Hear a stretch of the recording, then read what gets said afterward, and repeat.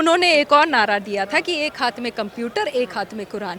तो आपने खुद देख ली है कि मदरसाओं में आज की डेट में कंप्यूटर सिखाया जा रहा है। आपने देख लिया ब्रिज कोर्सेज के थ्रू जो मदरसाओं में बच्चे पढ़ रहे हैं, वो सिर्फ अपनी कुरान की तालीम या अरबिक तालीम ही नहीं हासिल कर रहे हैं, वो आगे बढ़ने की कोशिश कर रहे हैं, वो और भी तालीम हासिल कर रहे हैं, मेन स्ट्रीम कॉलेजेस में दाखिला ले रहे हैं और आगे बढ़ने की कोशिश कर रहे हैं। अगर आप पिछले 4 सालों में देखते हैं, 5 सालों में बल्कि, तो आप देखेंगे कि इंडियन फोर्सेस में, पुलिस में मुसलमानों की भर्ती की लेवल कितनी हाई हो चुकी है। तो आप देख रहे हैं एक राष्ट्रहित की, एक राष्ट्रीयता वाली जो भावना है वो मुसलमानों के बीच में और माइनॉरिटीज़ के बीच में कितने हद तक आगे बढ़ चुकी है कि बच्चे पढ़ना चाहते हैं और आगे बढ़ना चाहते हैं। 9.5 साल से आरोप ये लग रहा है कि भाई बुलडोजर चला जा रहा है मुस्लिमों के घर पे, टारगेट उनको क्या जा रहा है, हिंदुओं की सरकार आ गई। बुलडोज़र उन लोगों के ऊपर चलाया जा रहा है जो कि गलत काम कर रहे हैं, माफिया के ऊपर चलाया जा रहा है। अब आप उनकी नागरिकता के ऊपर जाते हैं तो वो सब के सब हिंदुस्तानी है। अगर आप उनकी दीन ईमान या आप उनके अपने धार्मिक विचारों के ऊपर जा रहे हैं तो आप ये देख लीजिएगा कि ये हमारे ही कौम की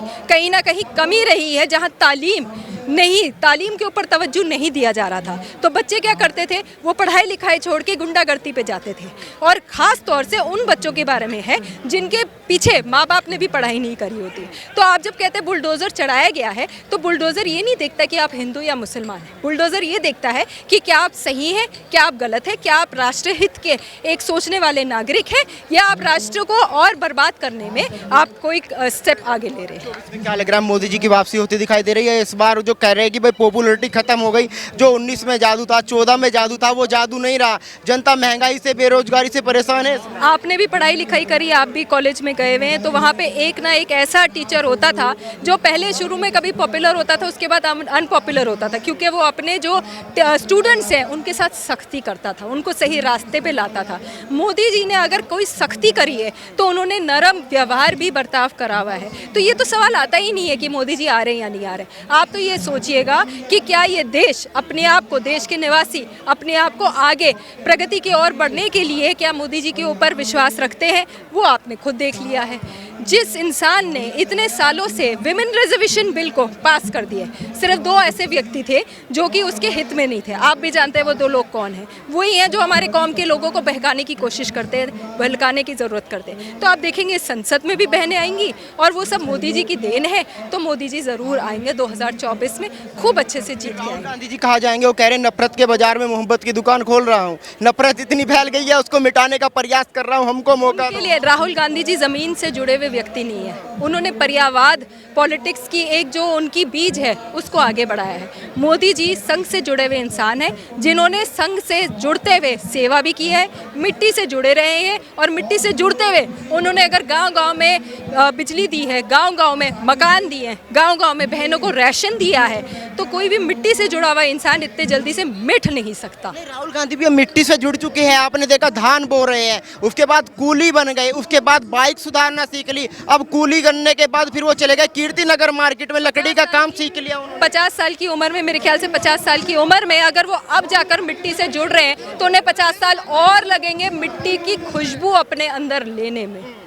ये फ़र्क होता है जब आप बचपन से उस मिट्टी से नहीं जुड़े हैं, जो कि मैंने आपको कहा था, जब आप बचपन से उस मिट्टी से नहीं जुड़े हैं तो आप आज 50 साल की उम्र में मिट्टी से हाथ में खेलते हुए कैसे जुड़ेंगे। अच्छा, एक बात मुझे सच बताइएगा, आजकल हवा चल रहा है कि भाई मुस्लिम महिलाएं मोदी जी को वोट देती है, इस बात में सच्चाई है या कैमरे के सामने झूठ बोला जाता है? मुस्लिम महिलाएं की सच्चाई ये देखिएगा कि जो 2 साल पहले के इलेक्शन हुए थे, जो 2021 में भी इलेक्शन हुए थे, 22 में भी इलेक्शन हुए थे, उसमें आप देख लीजिएगा कि मुस्लिम महिलाएं, मुसलमानों ने खास तौर से बीजेपी की तरफ कितनी अपनी परसेंटेज बढ़ाई थी। ये मैं नहीं बोल रही हूँ, आपका इलेक्शन कमीशन के आंकड़े बोलेंगे। जिन बहनों को अत्याचार से मुक्ति मिली, ट्रिपल तलाक जैसे एक ऐसे अत्याचार से उन्हें मुक्ति मिली, जिन बहनों को जिनके राशन कार्ड पे उनके नाम लिखे गए वो घर के मुखिया बने, वो क्यों नहीं देंगी? वो मोदी जी हैं जिन्होंने ये किया। अगर उनके जगह कोई और भी ऐसा नेता होता, स्पेशली खास तौर से कांग्रेस का कोई नेता होता, तो वो भी जीतता। वही कहते हैं, कांग्रेस वाले तो कहते हैं जो कुछ किया हमने तो किया, अब तक तो हम ही थे, भला तो हमने किया मुसलमानों का। आप सत्य में क्यों नहीं है? आपने मुसलमानों को बांटा, आपने मुसलमानों को बढ़ने की मुहिम नहीं चलाई, आपने मुसलमानों को एक हाथ में कुरान एक हाथ में कंप्यूटर क्यों नहीं दिया, आपने मदरसाओं में जा जाकर मुहिम क्यों नहीं चलाई, आपने शौचालय जैसी एक मुहिम क्यों नहीं चलाई? बरसों हो गए हैं महिलाएं अपने घर से 4-4, 3-3 बजे उठते, लोटा लेते और खेतों में जाते शौच करने के लिए। क्या ये कोई अच्छी बात है? जिन बहनों के लिए आप कहते हैं कि उन्हें घूंघट में रखना चाहिए, पर उनके लिए आपने शौचालय का कोई प्रयोग नहीं किया, तो वो हमारे मोदी सरकार ने क्यों, वो भाजपा सरकार ने क्यों, और वो MRM जैसे लोग क्यों? इंद्रेश कुमार जी ने मुहिम उठाई ट्रिपल तलाक की, वो ट्रिपल तलाक का बिल आए। इंद्रेश कुमार जी ने कहा कि हमारी बहनों को आगे बढ़ना चाहिए, बहनें आई, मेन स्ट्रीम में आई।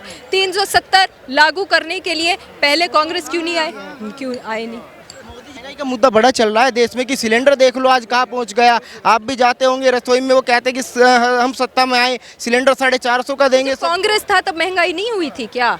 कौन सी सरकार है जो महंगाई को रोक सकती है? कौन सी सरकार है जो महंगाई को रोक के जो भी ऑयल के प्राइसेस है उनको कम कर देगी? वो कोई सरकार नहीं हो सकती। ये एक मुद्दा बनाया जाता है।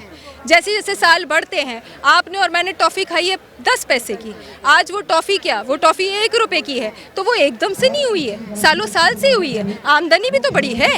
अगर कल आपको 100 रुपये मिलते थे तो आज आपको 10,000 मिलते हैं। नहीं, आपका मुद्दा क्या होगा? हर आदमी मुद्दे पे वोट देता है, कोई बिजली पे वोट देता है, कोई सड़क पे देता है, कोई विकास पे वोट देता है। आप किस लिए वोट देंगे? हमारी जो भी वोट है और हमारी जो मांगे हैं वो है इस देश की राष्ट्र हित में आगे बढ़ते हुए प्रगति है। अगर प्रगति देने के लिए हमारी सरकार हमें तालीम देती है, हमें सुरक्षा देती है, हमें ये अनुशासन देती है, अनुशासन देती है कि हाँ हम आपके साथ खड़े हैं, बहनों के साथ, बहनों के परिवारों के साथ, एक आम नागरिक के साथ, तो हम उसी व्यक्ति को हम देंगे। आज हम लोग यहाँ से चांद तक पहुँचे हैं, आज हम दुनिया बाहर की बात करते हैं, जहान की बात करते हैं, तो आज हम भारत नागरिक होते हुए अपने आप को आगे बढ़ते हुए देख रहे हैं। हम उसी मुद्दे पे हम आगे भी वोट करेंगे। आप इनकी बात से कितना सहमत हैं? मैं बहुत 101% सहमत हूँ, बिल्कुल सहमत हूँ। तो बहन ने जैसे कहा, इन्होंने बिल्कुल सही कहा। और ये इसका आपको खुद जनता को नहीं लगता है, आप मीडिया वालों को नहीं लगता है कि जो यूपी कहते हैं भाई गोदी मीडिया हो चुकी है, मोदी जी ने खरीद लिया, मीडिया तो वही दिखाते हैं जो मोदी जी। देखिए, यूपी के अंदर गवर्नमेंट रिपीट हुई। अगर मोदी जी ने सही काम नहीं किया होता, 3 तलाक से बहनें इतनी खुश हुई कि उन्होंने पूरे वोट महिलाओं ने चाहे डर के दिए हों, छुप के दिए हों, लेकिन मोदी जी को ही वोट दिए। आपने दिया था? मोदी को दिए, बिल्कुल दिया। इसमें कोई डरने की क्या बात है? बिल्कुल हम कहते हैं बिल्कुल दिया है उनको। दिया था? इसलिए दिया क्योंकि उन्होंने बहुत अच्छा विकास किया, काम किया।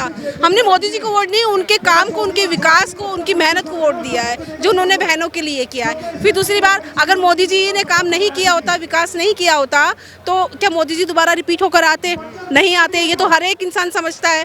तो फिर उन्होंने काम किया, उनके कामों को ही तो लोगों ने पसंद किया, जनता ने पसंद किया। पीठ को तो कहते हैं भाई ईवीएम उनके हाथ में है, वो जो जहाँ चाहे वोट कहीं भी डालो जाएगा। अरे भैया, जो हारते हैं ना, जो लोग हारते हैं वो ऐसे ही कहेंगे। जो राजनीतिक पार्टियां होती है, जब सत्ता उसमें कांग्रेस सत्ता में है, जो पार्टी, और जो अपोजिट पार्टी होती है, अब यही है कि मोदी जी इतना काम कर रहे हैं, इतना विकास कर रहे हैं, विदेशों में नाम हो रहा है। ये एक आपको मैं एक एग्जांपल बताती हूँ। एक डॉक्टर हैं हार्ट के, उनसे जब मैं पहले मिली थी तब उन्होंने कहा था हमारे इंडियन लोगों की बाहर कोई वैल्यू नहीं है। देखते जैसे आया कौन ना इंडियन छी इंडियन, और आज जब से मोदी जी आए तब से आज वो कहते हैं कि हमारे रुपए की भी बहुत वैल्यू हुई है, और आज इंडियन को एक इज्जत की दृष्टि से और एक मान सम्मान के तौर पर उनको देखा जाता है। तो ये देन किसकी है? ये देन भी एक मोदी जी की है।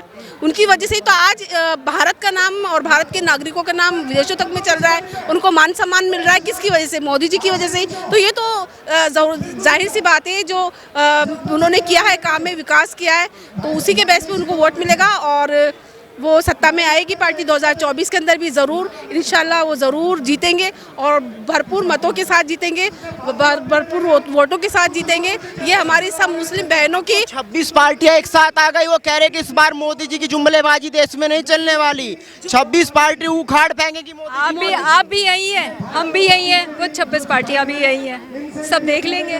जो इसमें क्या बात है? जो इंसान जमीन से जुड़ा हुआ होता है, ठीक है, जमीन से जुड़कर काम किया हुआ होता है, उसको 26,000 पार्टियां भी आ जाए तो भी नहीं उखाड़ सकती हैं। क्यों? क्योंकि उनका काम बोलता है जनता को चाहिए काम, जो काम करने वाला हो, विकास करने वाला हो। और आज हर चीज़ में भागीदारी जो दी है वो बहनों को दी है, महिलाओं को दी है। तो आप भी जानते हैं कि आज का दौर जो है वो महिलाओं का दौर है। अगर महिलाएं चाहती हैं, वो अगर दिल में ठान ले कि हमें मोदी जी को ही वोट देना, तो बिल्कुल मोदी जी को ही वोट देंगी और जिता के दोबारा तीसरी बार और मोदी जी को सत्ता में लेकर आएंगे और भारी मतों के साथ लेकर आएंगे।